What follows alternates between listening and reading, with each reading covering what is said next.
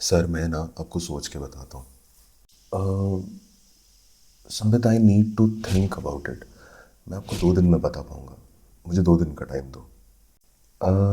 Sambit can I get back to you in some time. और आप लोगों के दिमाग में आता है भाई क्या सोचेगा। Problem clear, service clear, price clear, सोचना क्या है। Let's go ahead. हेलो दोस्तों, a very good afternoon to everybody. Welcome back to my channel. उम्मीद करता हूँ कि आप लोग सब बहुत बढ़िया होंगे। मैं भी यहाँ पे बहुत बढ़िया हूँ।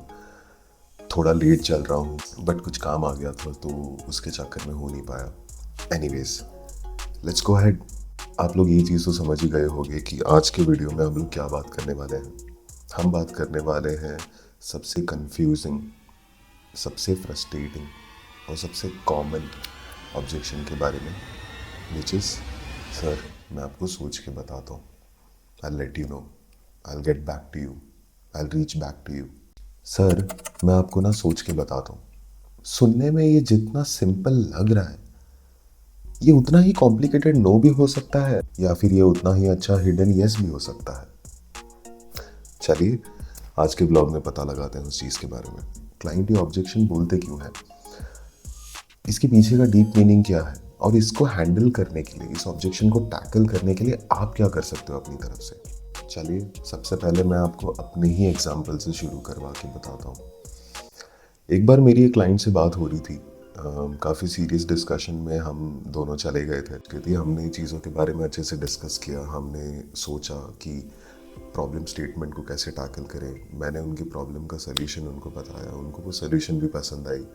बट लास्ट में उन्होंने मुझे एक चीज़ बोली कि Sambit give me some time, मुझे सोचने के लिए थोड़ा टाइम चाहिए। अब कई बार कैसा होता है कि हम अपनी तरफ से एफर्ट डालते हैं लेकिन हमें उसका डिज़ायर्ड रिजल्ट नहीं मिलता। चलो कई बार डिज़ायर्ड रिजल्ट हमारे हाथ में होता नहीं है, ये चीज़ समझ में आती है, लेकिन आपको इस चीज़ को टैकल कैसे करना है। मैंने क्लाइंट को डायरेक्टली अपनी तरफ से एक चीज़ बोली कि सर लीजिए, आपको 1 मिनट चाहिए, 2 मिनट चाहिए, 5 मिनट चाहिए, एक दिन चाहिए, जितना टाइम लेना है आप लीजिए, मेरे को कोई प्रॉब्लम नहीं है। मैं बस इतना जानना चाहता हूँ कि आप सोचेंगे क्या, आपको कितना टाइम चाहिए इस चीज़ के बारे में सोचने के लिए। सिंस मैं इस फील्ड में हूँ, मुझे इस चीज़ की जानकारी है, मैं आपको अच्छी तरीके से बता पाऊँगा कि आप एग्जैक्टली सोच क्या रहे हो। उस हिसाब से मैं आपको सोल्यूशन दे पाऊँगा। हम दोनों हंस पड़े, but eventually because he felt a connection, उन्हें जेन्युइनली ये चीज़ लगा कि ये बंदा मेरी प्रॉब्लम जानने के लिए इंटरेस्टेड है, तो वो बताने के लिए भी इंटरेस्टेड थे। The client opened up slowly, उन्होंने अपने प्रॉब्लम्स के बारे में बताया, उन्होंने उनके चैलेंजेस के बारे में बताया। मैंने उनकी प्रॉब्लम स्टेटमेंट को समझा, उसे वापस रिव्यू किया, उनको वापस एक आइडियल सोल्यूशन दिया अपनी तरफ से। धीरे धीरे इवेंचुअली मुझे पता चला कि सिर्फ प्राइसिंग एक कंसर्न नहीं थी, और भी प्रॉब्लम्स ऐसे थे जो वो बता नहीं सकते थे, अपनी तरफ से बता नहीं पा रहे थे, बिकॉज हम एक दूसरे को इतने अच्छी तरीके से जानते नहीं थे। मेरे लिए वो सिर्फ एक क्लाइंट है और उनके लिए मैं सिर्फ एक एजेंट। That's it. यही नोशन आपको सबसे पहले बदलनी है। जब आप कभी भी इंटरव्यू देने के लिए जाते हो अपनी तरफ से, आप अगर उसे एक टू वे कम्युनिकेशन बनाओगे, वो ज़्यादा बेटर है रादर दैन एक इंटरव्यूअर और एक इंटरव्यूई। सही बात है, डरना नहीं है, घबराना नहीं है। जिससे आप बात कर रहे हो वो भी इंसान है, वो जिससे बात करने वाला है अप्रूवल के लिए वो भी इंसान ही है। There is an old saying, customer is god. या it is, because for a business man to function, a customer is the primary source of income, is it not. उसी तरीके से आपको उन्हें रेस्पेक्ट देना है, उसी तरीके से आपको उनसे रेस्पेक्ट मिलेगा। Moral of this story, client कभी आपको रीज़न नहीं बताता अपनी तरफ से, आपको ये खुद एक्सट्रैक्ट करना होता है क्लाइंट से। बट अभी भी सबसे बड़ा सवाल तो हमारे दिमाग में घूम ही रहा है कि क्लाइंट ऐसे बोलते क्यों हैं, वाई डू दे से दिस, इसके रीज़न क्या है तो वो भी इंसान ही। तो हर इंसान की अलग अलग मेंटालिटी भी होती है, अलग अलग थॉट प्रोसेस होती है, अलग अलग एग्जीक्यूशन प्रोसेस होती है। तो उनके मेंटालिटी की वजह से ये सारे पॉइंट्स हमारे सामने आ जाते हैं। सबसे पहला, fear of making a wrong decision. Client के दिमाग में सबसे पहली चीज़ तो ये घूमती है कि कहीं मैं जल्दबाजी में गलत डिसीजन ना ले लूँ, या मैं रॉन्ग एजेंट के साथ एसोसिएट ना हो जाऊँ। ये काफ़ी जेन्युइन इशू है। दूसरा, प्राइस अनक्लियर है या हाई है। तीसरा, कंपैरिजन मोड ऑन। क्लाइंट के दिमाग में ये चीज़ घूम रही है कि चलो मैं किसी और एजेंट से भी बात करता हूँ, कोई दूसरी कंपनी के ऑफर सुन लेता हूँ। ये कंपैरिजन वाली फैक्टर तो डीप रूटेड है हमारे में पहले से ही। चौथा है internal approval. Manager, spouse, partner, जो भी है, डिसीजन मेकर 2 या 3 लोग से ज़्यादा हो सकते हैं। पांचवा है नो अर्जेंसी। क्लाइंट को डिसीजन बनाने की कोई जल्दी ही नहीं है। आपको जल्दी है सेल करने की, बट क्लाइंट को अगर डिसीजन बनाने की जल्दी ना हो तो आप उन्हें फोर्स वैसे ही नहीं कर सकते। क्लाइंट ये सोच रहा है कि प्रोडक्ट तो बहुत अच्छा है बट आज खरीदने का रीज़न नहीं बन पा रहा है। अगर आप उसे आज खरीदने का वो रीज़न दे देते हो, योर जॉब इज डन। ये तो बता दी मैंने सारी प्रॉब्लम्स, अब इसके सॉल्यूशन भी तो बताने हैं। Let's go. सबसे पहला, डोंट पुश, स्टे काम। आपको किसी भी हालत में डेस्परेट नहीं होना है। आपको क्लाइंट को पुश नहीं करना है। Push sales never works out. आज के तारीख में तो पुश सेल्स कभी काम नहीं करता। हाँ, आज से 20 साल पहले, 25 साल पहले काम करता था, आज के तारीख में नहीं, क्योंकि क्लाइंट के दिमाग में पहले से ही डाउट्स हैं। आप उन्हें अगर प्रेशराइज करोगे तो वो डाउट्स मल्टीप्लाई होके क्लाइंट वहाँ से एग्जिट ले लेगा। दूसरा, सॉफ्टली, कामली उन्हें ये सवाल पूछो ना, जैसे मैंने पूछा कि sir what do you expect.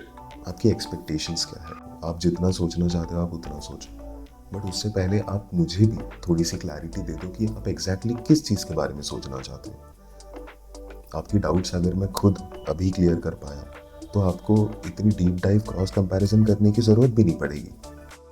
अगर फिर भी वो अपनी तरफ से रिवील नहीं कर रहे हैं, I see it as a 2 option question. आप ये चीज़ डायरेक्टली उन्हें पूछ सकते हो। So generally a person evaluates a product on the basis of value or on the basis of price. आप किस स्टेज में हो अभी। Simple, efficient, professional and to the point. ये कहीं से भी हर्टफुल नहीं है और डिसएंगेजिंग नहीं है। क्लाइंट ऑटोमेटिकली आपकी अथॉरिटी समझ जाता है यहाँ पे। चौथा, प्राइस हाई। अगर क्लाइंट को ऐसा लग रहा है कि आपकी प्राइस ज़्यादा है तो आपको अपनी प्रोडक्ट की वैल्यू बढ़ानी पड़ेगी ऑटोमेटिकली। सिंपल। आपको क्लाइंट अगर ये चीज़ बोलता है कि the value is a lot more, 1 lakh is too much for me, तो आप उसे डायरेक्टली ये चीज़ बोलो, sir I understand 1 lakh is too much for you, but आप ये भी तो देखो कि आप 1 लाख पे कर रहे हो तो आपको मिल क्या रहा है रिटर्न में। You are getting worth value more than 3 lakh rupees और मे बी 4 lakh rupees. On the long run this is going to benefit you.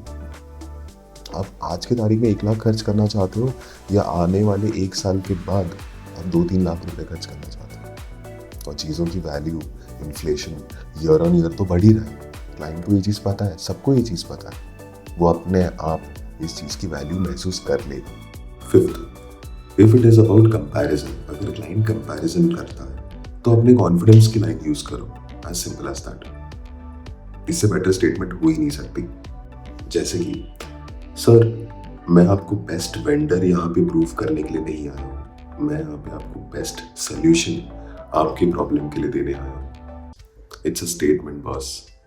अगर अप्रूवल इशू है, अगर क्लाइंट आपसे ये कहता है कि मुझे अप्रूवल लेना पड़ेगा उसके बाद ही मैं कुछ बोल पाऊंगा, तो आप उसे डायरेक्टली ये चीज़ बोल सकते हो, सर क्या मैं आपके मैनेजर के लिए या फिर आपके पार्टनर के लिए एक छोटी सी समरी रेडी कर दूँ, सो दैट उनके लिए डिसीजन बनाना आसान हो जाएगा और आपके लिए वो चीज़ उन्हें कन्विंस करना भी आसान हो जाएगा।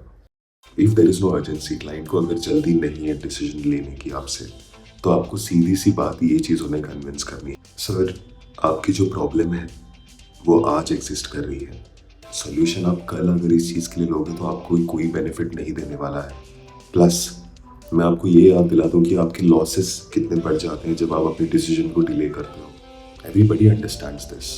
आखिरी point, this is the magic line. इस चीज़ के बारे में, इस चीज़ को मैं काफ़ी कम यूज़ करता हूँ जनरली, लेकिन वो कहता है ना हुक्म का इक्का, बस ये है वो। इफ़ द क्लाइंट इज़, सब कुछ सुनने के बावजूद क्लाइंट ने आपको ये चीज़ बोल दी अपनी तरफ से कि Sambit still I need some time, मैं सोच के ही बता पाऊँगा, मैं इमीडिएटली कोई डिसीजन नहीं ले पाऊँगा।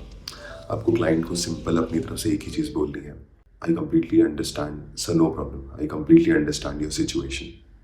Now, at this point, I would just request you one thing. मैं आपसे बस एक ही चीज़ रिक्वेस्ट करता हूँ कि जैसे ही आपकी कोई भी डिसीजन बने, आप मुझे वो चीज़ कन्वे कर दीजिए, whether it is a yes or a no.